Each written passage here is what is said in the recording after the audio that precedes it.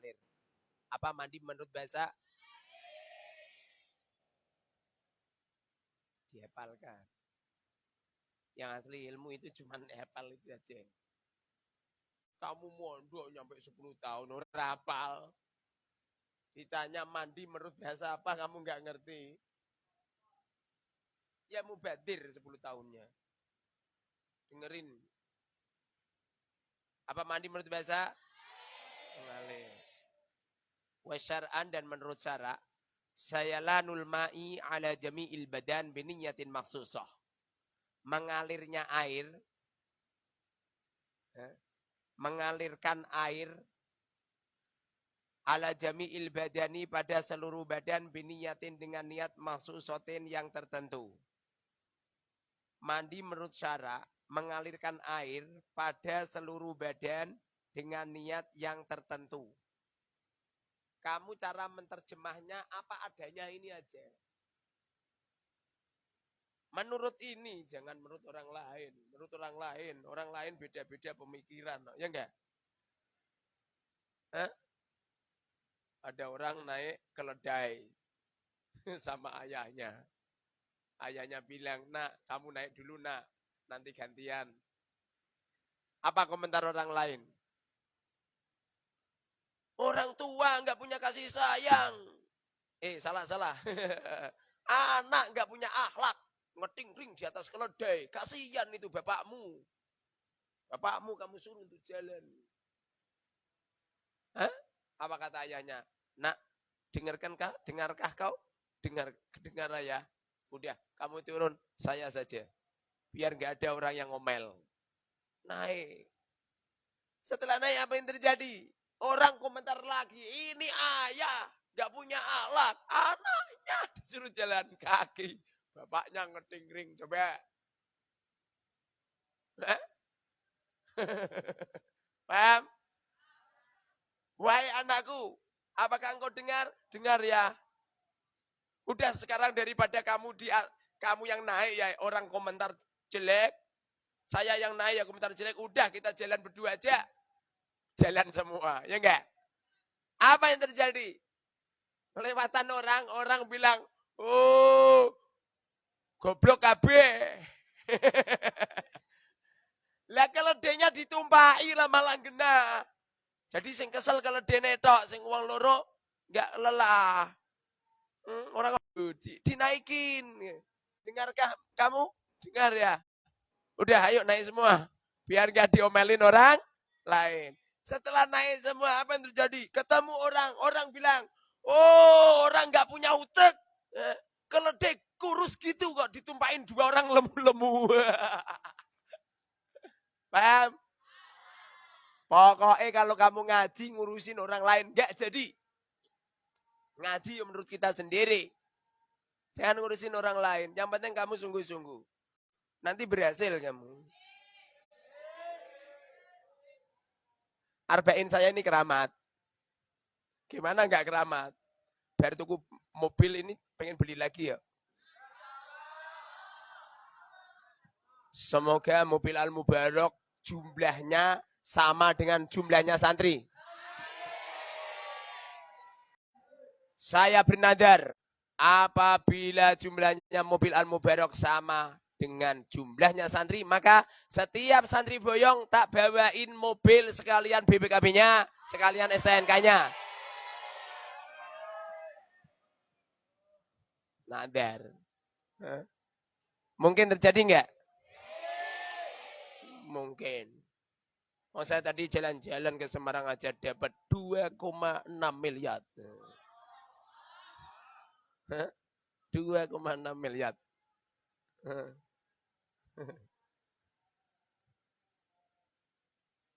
Habib Hasan saking yakinnya sama Arba'in. Tadi bar maghrib loh. Dapat bebek goreng.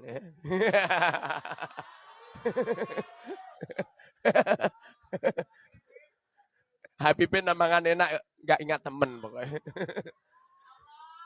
Tapi nak susah ini ingat. Apa mandi menurut bahasa? Mengalir. Apa mandi menurut istilah? Mengalirkan air. Hafal?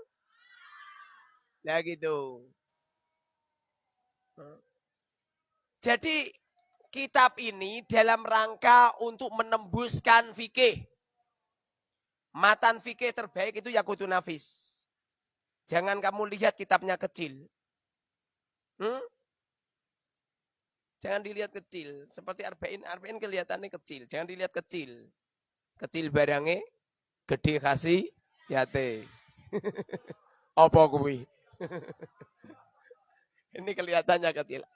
Yaqutun Nafis ini kecil. Ini karya tulisnya seorang wali. Makanya barokah. Semoga saja Arba'in ini juga karya tulisnya seorang wali.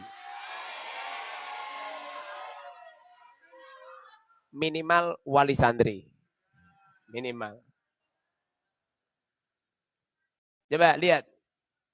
Mujibatul ghusli sittatun. Mujibatul ghusli beberapa yang mewajibkan mandi. Sittatun ada 6. Ada berapa yang mewajibkan mandi? Ada berapa yang mewajibkan mandi?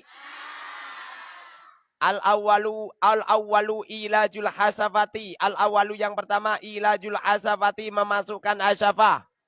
Yang pertama adalah memasukkan hasafah. Paham hasafah? Hasafah itu helm. Helm Nabi lunga ini gue helm lah kuwi.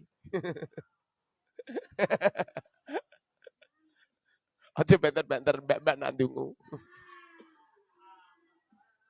Jangan dimanani helm. Memasukkan helm. Helmnya sapa? Perkara yang mewajibkan mandi ada 6. Yang pertama, memasukkan hasafah. Atani yang kedua, khurujul maniyi, keluar sperma. Nomor 2 apa? Keluar sperma. Keluar sperma. Senajan wonge ngantuk. Ngantuk, ngipi, ketemu karo Mbak Gina. Langsung keluar sperma.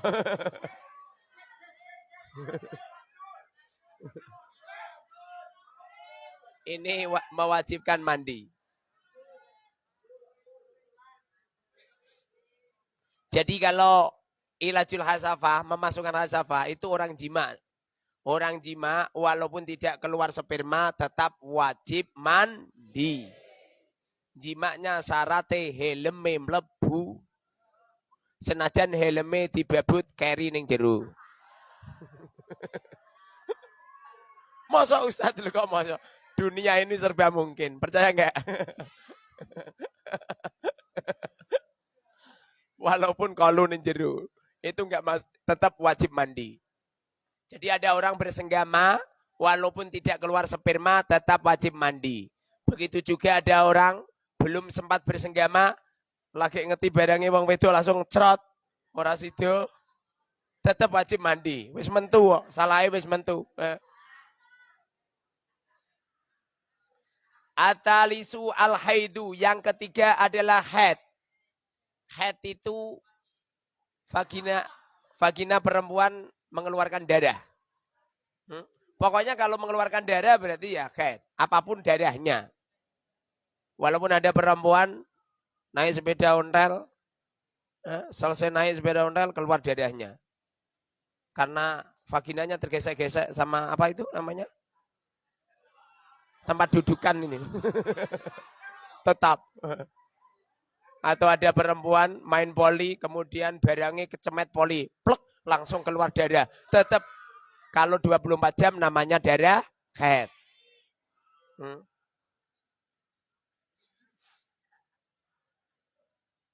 Syaratnya 24 jam. Kalau keluarnya cuma 1 jam, 2 jam, tidak. Namanya darah istihadah. Sing asli darah istihadah sama darah haid itu sama. Sama-sama darah. Paham? Ora kok nak haid warnane merah. Kalau istihadah warnane kuning. Halah ngawur.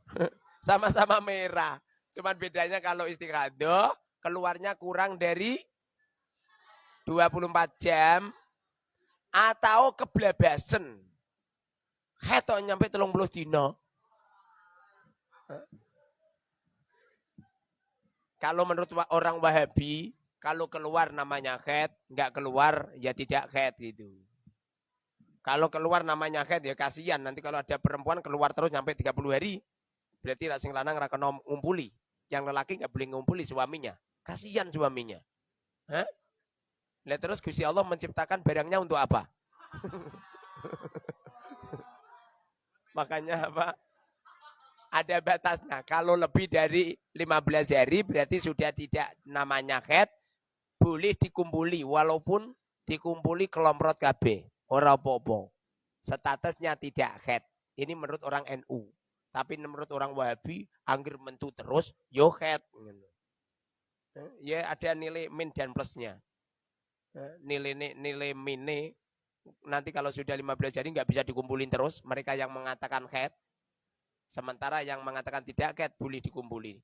Sementara yang mengatakan haid, walaupun 30 hari keluar terus, ya rasa sholat terus. Nilai plus nilai mini madhab syafi'i, ya wajib sholat. Paham maksud saya? Ar-Rabi'u yang nomor 4, an-nifasu nifas. Paham nifas? Nifas itu darah yang keluar setelah melahirkan. Walaupun melahirkannya dari hasil sesar. Atau ada perempuan hamil batuk, aing, bajine metu kok cangkem. Loh. Enggak usah guyu. Dunia itu serba mungkin. Dunia serba mungkin. Dunia serba mungkin. Nabi Adam aja enggak punya ayah, enggak punya ibu, lahir. Percaya enggak? Nabi Isa lahir tanpa ayah, percaya enggak? Sayyidatina Hawa lahir tanpa ibu, percaya enggak? Habib Hasan lahir punya bapak, punya ibu, percaya enggak? Jadi dunia ini serba lengkap. Ustadz, apa? Itu tadi kan ilajul khasafati. Masuknya khasafah Ustadz. Kalau ada perempuan jalan-jalan menemukan barangnya lelaki, lalu dimasukkan, wajib mandi enggak? Tenan pora. Barangnya sopo? Kowe kira sang ngawur. Seumpama Ustadz, menurut Imam Abi Hanifah, menurut Imam Malik, beliau tidak mau menjawab pertanyaan yang seumpama. Imam Malik itu kalau ditanya, ya Syekh, seumpamanya begini, seumpamanya ada orang jalan-jalan, perempuan jalan-jalan, kemudian di jalan menemukan barangnya lelaki, lalu dimasukkan, wajib mandi enggak? Kalau Imam Malik mengatakan, terjadi, benar terjadi, enggak Syekh, umpama, ya udah, jawaban saya umpama. Ya tidak dijawab, beliau enggak menjawab. Tapi kalau menurut Abi Hanifah dijawab, apa kata beliau? Wajib mandi. Wajib mandi, kan yang penting kan helm. Walau yang penting kan helmnya itu. Kecuali kalau helmnya nggak melebu. Anu Ustaz, anu apa? Lah nak ngleboknone malek piye? Dapat barangnya wong lanang, helmnya kan di sini. Terus ngleboknone malek. Helmnya gak klebu piye coba? Alah rasa ditutupno. Lah wong kene wae mlebu apa meneh kene. Seumpamanya dibalik gini, sini enggak masuk yo. Salah sapa gak dilebokno, ya tetap wajib. Wajib mandi. Tur ora terjadi, barange wong lanang itu iso mlebu nak kapan urip. Nah barange wong lanang ora urip. Ngelulur, kena udan ngelulur ngene enggak bisa masuk. Percaya enggak? Nggak bisa masuk itu. Makanya kalau ada perempuan waktu Ramadan kemudian suaminya maksa istrinya dikumpuli, maka sebagian ulama mengatakan yang wajib bayar kafaroh puasa 60 hari berturut-turut hanya suami. Istri enggak. Kenapa istri enggak? Karena biang keroknya itu suaminya. Sebab seumpamane barangnya sing lanang orang ngadet, orang ora iso mlebu. Wis nara percabut ini. Makanya lelaki-lelaki yang kena penyakit gula, kena penyakit stroke, barangnya kan ngetutur. Itu nggak bisa masuk itu. Mau dipaksa-paksa ya iso masuk. Ra iso masuk ya iso masuk. Dan nek dicekeli Ustaz yo ra iso masuk. Kowe kira genah tak gantol niku.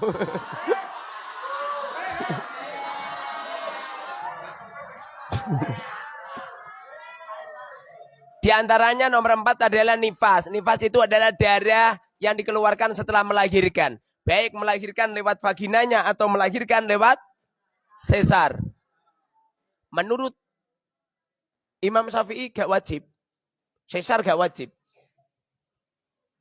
Menurut Imam Abi Hanifah wajib.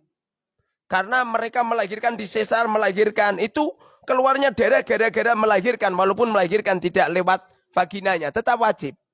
Tapi kalau menurut Imam Syafi'i enggak. Alasan beliau itu kan gara-gara luka. Dia diberek gara-gara luka lalu keluar darahnya. Darahnya keluar karena luka. Yang paling betul yang mana? Rasa ngomong muni betul yang mana? Kamu ikut mana gitu loh. Kalau ikut Imam Syafi'i berarti yo orang nifas. Kalau gak nifas berarti kowe wajib sholat. Ya enggak? Bonusmu sholat hilang. Wajib sholat. Tapi kalau kamu mengikuti Imam Abi Hanifah, maka tidak wajib sholat karena itu nifas. Utama mana Imam Syafi'i dan Imam Abi Hanifah? Yang pasti Imam Syafi'i muridnya Imam Abi Hanifah. Walaupun Habib Hasan alim al-alim al-allamah. Alimnya luar biasa. Habib Hasan sama saya kira-kira alim mana? Walaupun beliau alim.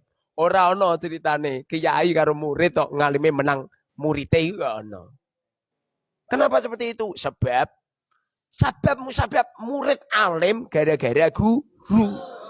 Makanya ngalime murid, ngalime guru. Jadi nggak ada ceritanya. Wa bisabkin haizun tabdila mustaujibun sanayal jamilah. Dia adalah guruku, kealimanku dari beliau. Mau tidak mau, aku tetap menghormat dan memuliakannya. Dan beliau mendapatkan keutamaan di sisi Allah gitu. Ulama-ulama gitu. Makanya ada seorang ulama di rumahnya ada tulisan begini. Madhab yang paling utama adalah madhab Syafi'i. Paham? Tapi beliau tidak mengikuti madhab Syafi'i. Mengikuti madhab Malik. Lalu ditanya, ya Syekh, bukankah yang tertulis di depan pintu panjenengan madhab yang paling utama adalah Syafi'i? Kenapa engkau mengikuti madhabnya Imam Malik? Kan gak sekonsekuen, ya enggak? Lalu beliau mengatakan, apa ada seorang murid mengalahkan gurunya? Kebetulan Imam Malik itu gurunya Imam Syafi'i.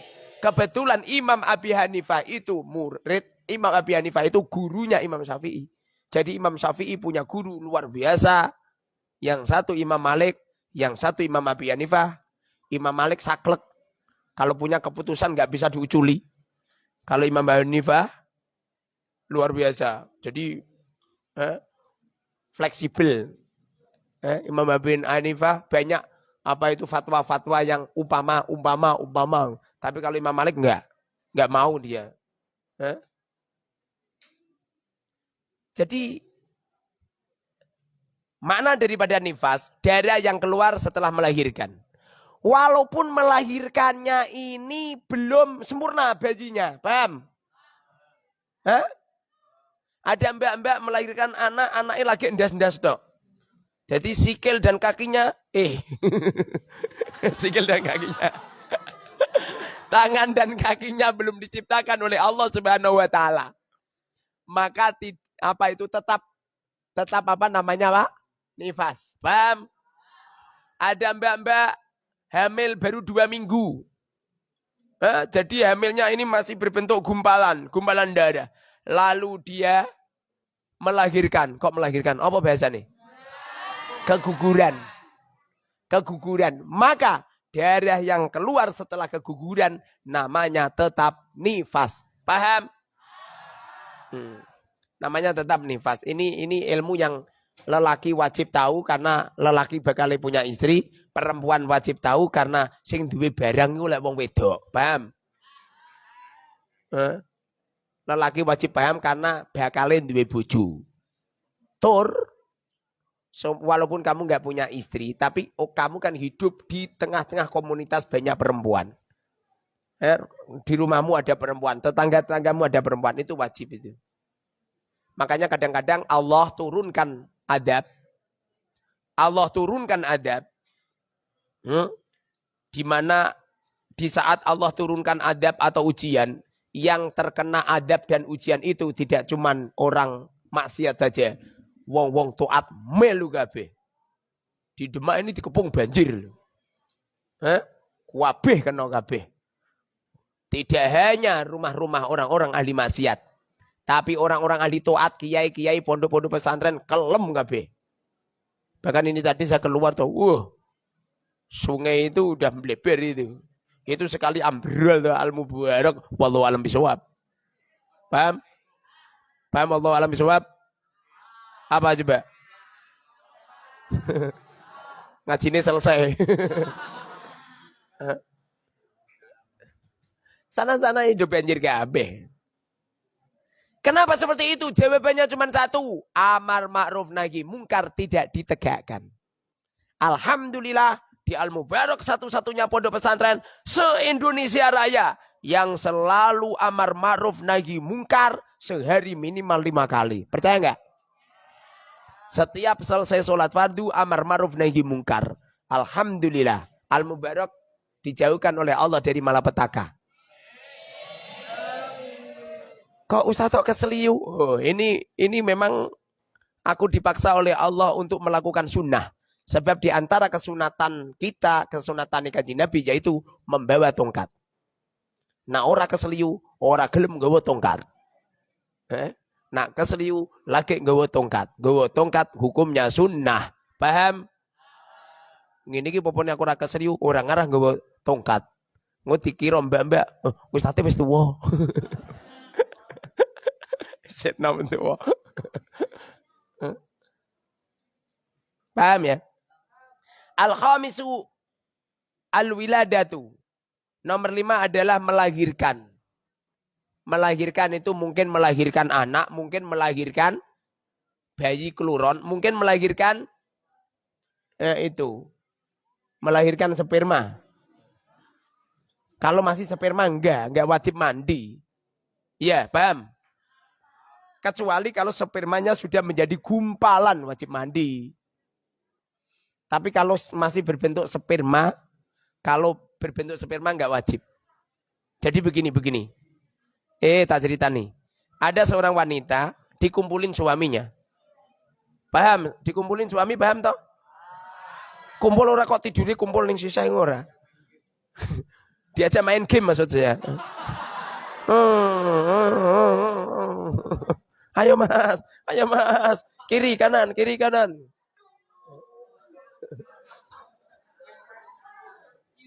Saya pernah baca di Qurratul Uyun, di Ukudul Ijen, ngumpuli istri, nggak boleh begini, nggak boleh begitu, tidak boleh hari Rabu, nggak boleh tanggal sekian, nggak boleh sambil jengking, nggak boleh, ada. Wong Qur'annya jelas. Fa'tu harthakum anna syi'tum, fa'tu jima'o sira kabeh. Harthakum istri kamu semua, anna syi'tum, terserah posisimu. Lha perintah Gusti Allah. Wong orang genah. Ustaz yo ngelatih akhlak elek lu. Lu kok ngelatih akhlak elek lu? Lu Gusti Allah mempersilahkan. Dulu itu pernah. Ojo benter-benter. Tunggu teman-teman media sosial. Jangan keras-keras. Dulu itu pernah Sayyidina Umar. Paham Sayyidina Umar? Sudah pernah ketemu? Umar.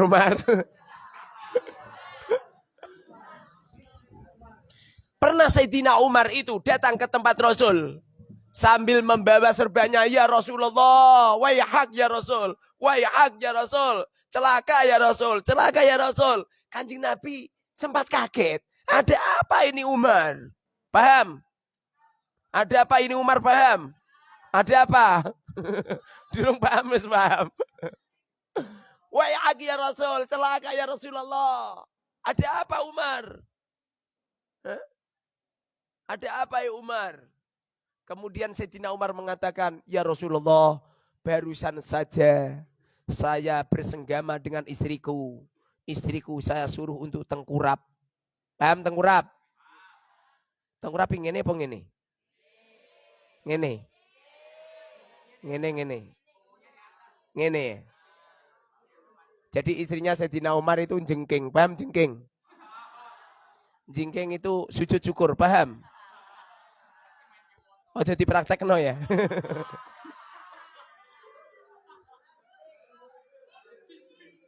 Ya Rasulullah, saya barusan ngumpulin istriku sedangkan istriku tengkurap. Lalu saya kumpulin dari belakang. Dari belakang tapi dilebokno di vaginanya, orang dilebokno ning silite haram. Rasa mentelengi aku lah.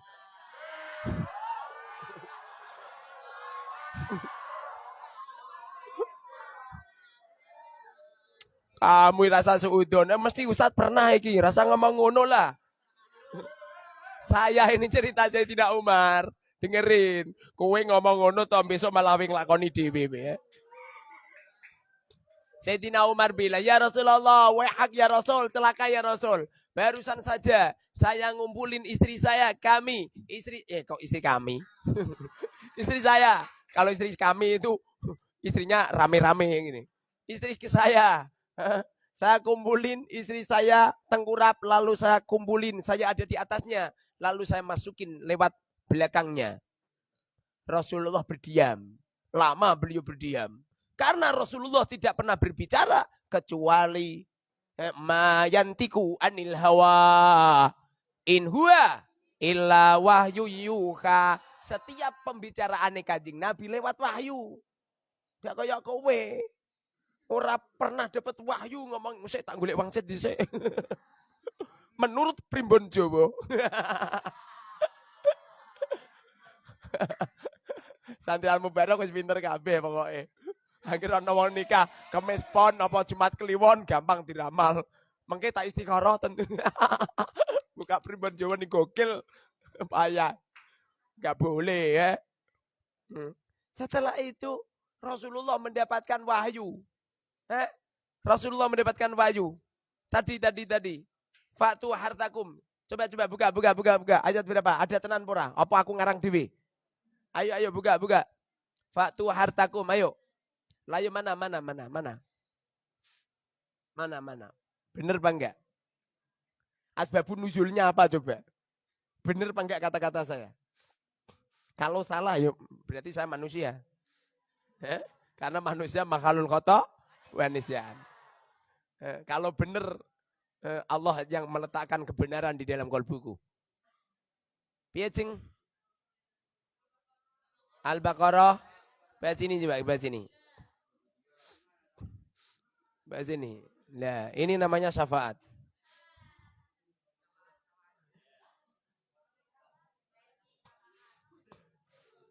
Lu asbabun nuzulnya kok. Asbabun nuzulnya itulah, asbabun nuzulnya apa? Nisa'ukum harthul lakum fa'tu harthakum anna syi'tum wa qaddimu li anfusikum wattaqullaha wa'lamu annakum mulaquh wa basyiril mu'minin. Nisa'ukum, istri-istrimu, harthakum, tempat ladangmu. Paham ladang? Ladang itu tempat bercocok tanam. Paham Kang? Kang nanti terang nong ini kita langsung paham kabeh. Tapi nanti terang nong arba'in ora paham terus. Istri-istrimu itu tempat bercocok tanam. Faktu maka datangilah. Harsakum bercocok tanam kamu semua. Annasyitum semau kamu. Ulama-ulama mengomentari makna daripada annasyitum artinya ngumpuli istri. Boleh istrinya di bawah, suaminya di atas. Suaminya di bawah, istrinya di atas. Istrinya duduk, suaminya duduk. Berhadapan. Boleh istrinya menghadap ke sana, suaminya juga menghadap sana dari belakang. Boleh istrinya sambil sujud syukur, lalu suaminya ada di belakangnya. Boleh istrinya berdiri, suaminya berdiri. Boleh istrinya ngising, suaminya di depan, jaluk bangku. Itu apa? Gimana? Asbabun nuzulnya apa? Ada. Gimana? Apa? Gimana? Ada mic. Coba baca. Asbabun nuzulnya apa coba? Bismillahirrahmanirrahim. Bismillahirrahmanirrahim. Asbabun nuzul ayat ini adalah Imam Al-Bukhari meriwayatkan dari Ibnul Munkadir. Ia menceritakan, aku pernah mendengar Jabir mengatakan, dulu orang-orang Yahudi mengatakan jika seseorang suami mencampuri istrinya dari belakang maka akan lahir anak bermata juling. Asbabun nuzul riwayat lain adalah bahwa Umar datang. Gimana tadi kalau ngumpulin istri dari belakang? Maka akan lahir anak bermata juling. Bermata juling. Berarti kangkang sing mripate juling berarti DKI makane dikumpuli kok mburi. Diam. Terus. Asbabun nuzul riwayat lain adalah bahwa Umar datang menghadap Rasulullah SAW dan berkata, ya Rasulullah, celakalah saya. Nabi bertanya, apa yang menyebabkan kamu celaka? Ia menjawab, aku berjima dengan istri dari belakang tadi malam. Gimana tadi? Gimana? Ulangi lagi. Diam. Diam. Asbabun nuzul riwayat lain adalah bahwa Umar datang menghadap Rasulullah SAW dan berkata, ya Rasulullah, celakalah saya. Nabi bertanya, apa yang menyebabkan kamu celaka? Ia menjawab, aku berjima dengan istri dari belakang tadi malam. Nabi SAW terdiam dan turunlah ayat ini. Asbabun nuzul riwayat lain adalah bahwa orang-orang pada waktu itu menganggap mungkar orang yang menggauli istri dari belakang, maka turunlah. Inti kata zaman Yahudi dulu melarang jima istrinya ambek jengking. Jadi istrinya jengking, kowe rasa melu bayangno.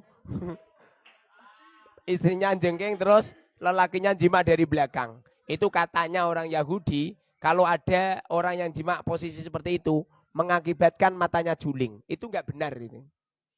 Nggak benar ini. Ngumpuli istri bagaimana posisinya halal, boleh. Boleh mutlak. Yang nggak boleh cuma satu, dimasukkan di anusnya. Itu tok. Jima dilebokno cangkeme ora apa-apa. Ora apa. Lah. Jima dimasukkan di mulutnya itu nggak apa-apa. Mosok kamot Ustaz. Mosok kamot. Dapurmu cili-cili paling barangmu semene itu.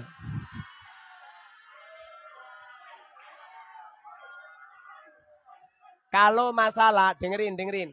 Kalau masalah menelan sperma itu ada dua pendapat ulama. Ada yang mengatakan haram karena itu adalah kotoran. Seperti contoh ada orang sisi stroke gitu ya.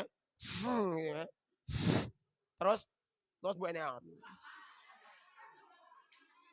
Umbel najis apa suci? Suci. Terus mbok untal haram. Haram enggak boleh. Kayak sobim dia cilik. Dia haram. Tapi sebagian ulama ada yang mengatakan bahwa sperma itu hukumnya suci. Berhubung sperma hukumnya suci, hukumnya halal dimakan. Perkara suci. Itu persis seperti telur. Telur itu hukumnya suci. Makanya halal dimakan. Enggak boleh sampai ngomong ini, ini sperma. Hukumnya suci, makanya boleh dimakan. Itu spermanya boleh dimakan. Sebagian ulama seperti itu. Saya pernah buka artikel di Google. Katanya kalau menelan spermanya suami menjadikan wanita awet muda. Katanya, tapi ojo percaya. Paham? Engko malah kowe cepet tua weh. Halo Kiai. Assalamualaikum. Salam warahmatullahi wabarakatuh. Cek Kiai siap. Ampun ten dalem napa tasih ten Semarang? Pondok Sampun Semarang. sampun ten dalem Kiai. Monggo Kiai. Oh, nggih, Bon. Ya, Bon, kalau OTW niki nggih. Nggih siap Kiai. Nggih, Salam warahmatullahi.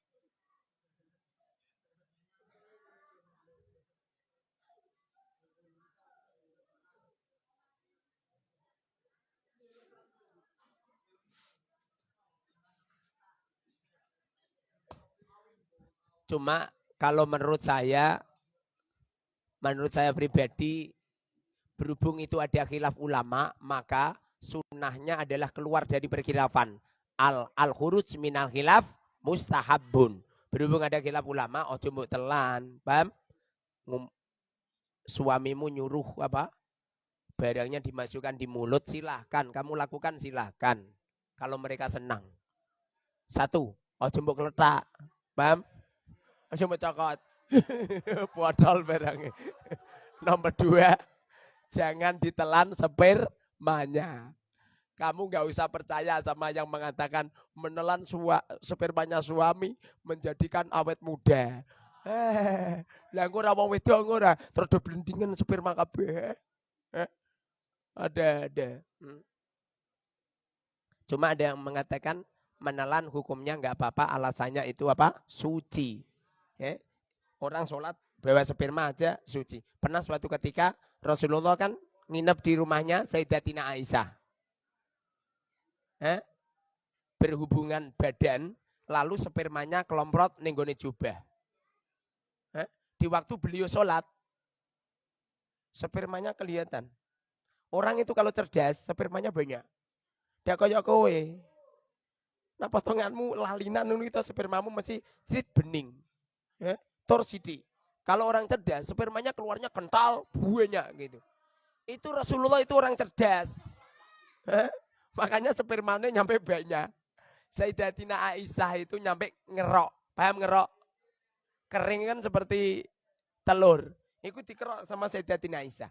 Di waktu itu Rasulullah tetap sholat membawa jubah yang terkena sperma. Itu bukti bahwasanya sperma hukumnya suci. Berhubung suci, boleh ditelan. Berhubung suci. Berhubung suci boleh ditelan. Tapi sebagian ulama mengatakan tidak, haram. Sebab itu, walaupun itu suci, tapi itu bagian daripada kotoran. Lah aku nak boleh telan, aku tak sisi terus mbok terucupi itu enggak boleh. Wal mautu dan mati. Nomor 6 adalah mati. Paham mati? Mati itu yang wajib bukan yang mati. Yang wajib mandikan adalah yang hidup. Kecuali kalau ada mayat, dengerin, kalau ada mayat, pengen hidup, apa kok pengen hidup? Pengen mandi sendiri. Dulu itu Syekh Al-Badawi, beliau Syekh Badawi itu di waktu wafat, pengen dimandikan, beliau bangun. Apa kata beliau? Udah, saya tak mandi sendiri gitu. Pada akhirnya beliau ini mandi sendiri di kamar mandi. Setelah itu terus apa? Tidur lagi ngejojor. Itu ada itu. Tidak cuma itu saja, banyak ulama-ulama seperti itu banyak. Konon cerita Imam Ghazali juga gitu. Jadi Imam Ghazali di waktu hampir wafat, kebetulan adiknya, Imam Ghazali namanya Muhammad. Adiknya namanya Ahmad. Di waktu pengen wafat, adiknya disuruh mempersiapkan kain kafan. Imam Ghazali mandi dulu. Setelah mandi, Imam Ghazali dawuh ngendika sama adiknya, wahai Ahmad, kaini kafan aku. Setelah itu terus dikaini kafan. Apa yang terjadi? Saat itu juga langsung wafat. Semoga saja wafat kita bisa mandi sendiri. Semoga saja wafat kita mati husnul khatimah. Amin ya rabbal alamin. Sallallahu Muhammad.